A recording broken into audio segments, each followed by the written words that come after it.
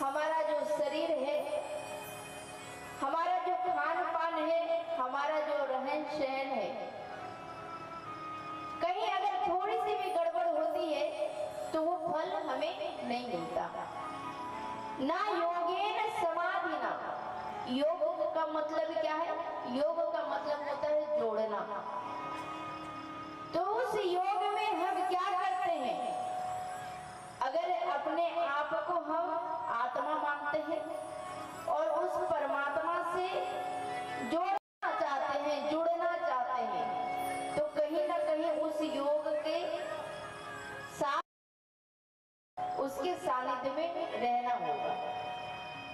लेकिन अगर योग आप बहुत अच्छे कर रहे हो और कहीं योग में त्रुटियां हो गई, आपने बहुत अच्छा योग किया, सुबह उठा लेकिन जानकारी नहीं है, पता चला कि महाराज हमने अल्पाहार कुछ ले लिया, फिर योग करने बैठा, तो जहां पे आपको लाभ होना चाहिए वहां क्या होगा? हानि होने लगेगा।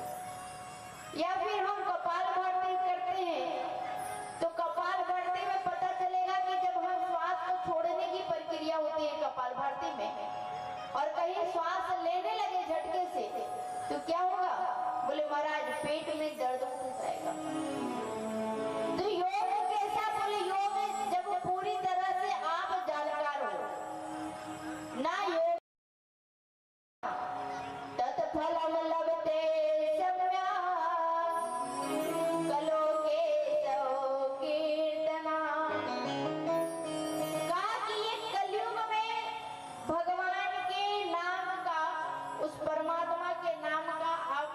कीजिए, भगवत नाम भजन कीजिए, वो फल आपको मिल जाएगा। इसीलिए बाबा गोस्वामी तुलसीदास जी कहते हैं, कलियुग केवल नाम आधारा, सुमेरी सुमेरी नर उदरनि पारा।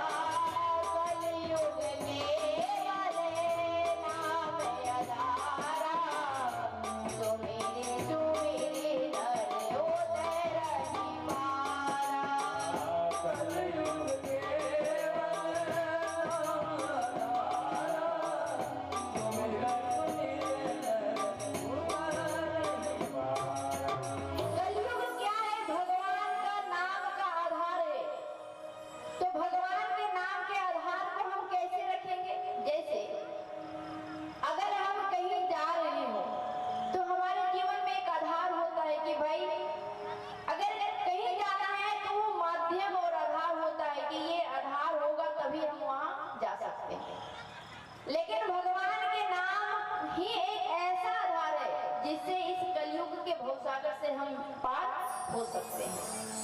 भगवत नाम कृपा कैसे मिलेगी?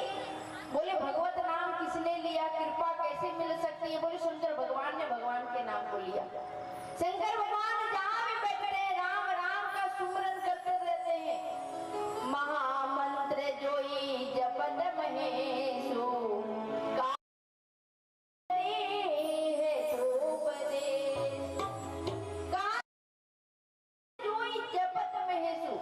शंकर भगवान महामंत्र को जप करते हैं और क्या करते हैं? बोले काशी मुक्ति हेतु उपदेशो।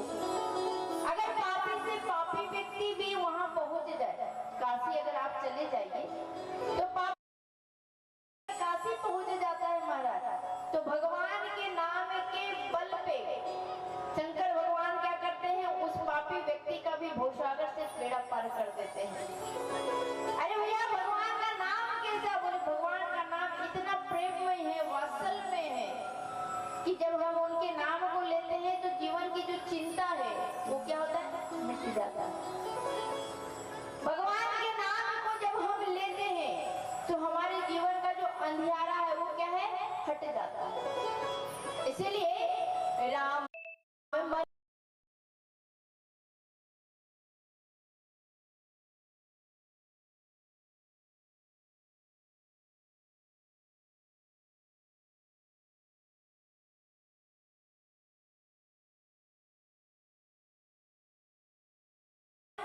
उसके पास गए और भगवान श्री राम जी ने कहा कि आप ये मुद्रिका ले लीजिए।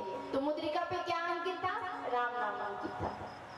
भगवान ने कहा ये मुद्रिका ले लीजिए। तो हनुमान जी मुद्रिका तो ले लिए, लेकिन लगे ढूंढने महाराज, क्योंकि भगवान के साथ हाथ से लेने के बाद भगवान हनुमान जी तो केवल लंगोटी पहनते, कुर्ता तो पहनते नहीं कि पॉकेट में शर्ट पहनते नहीं। तो सोचा ये जो राम नाम मुद्रिका है वो मैं कहाँ रखूं? बड़ा चिंतन किया।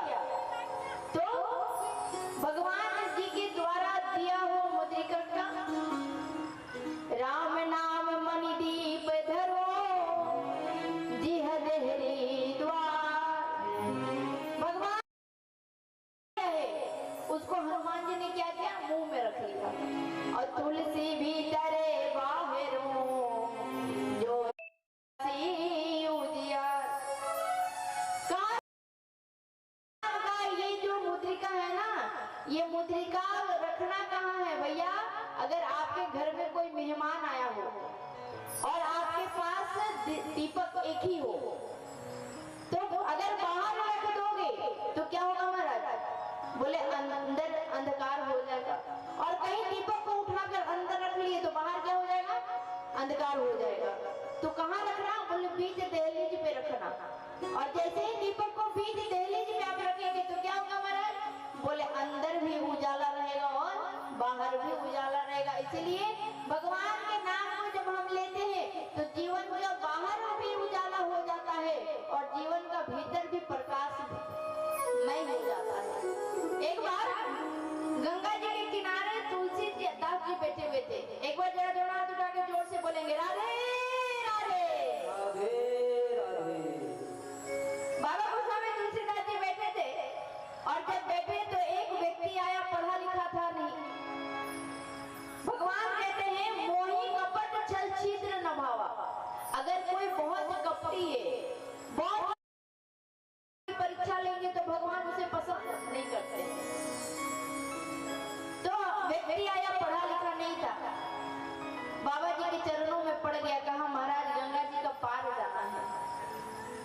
बाबा गोस्वामी तुलसीदास जी ने कहा अगर तुझे गंगा जी के पार जाना है तो एक काम करो, मैं जो कहूंगा वो करना होगा। महाराज करना क्या है? बोले अपना हाथ आगे करो।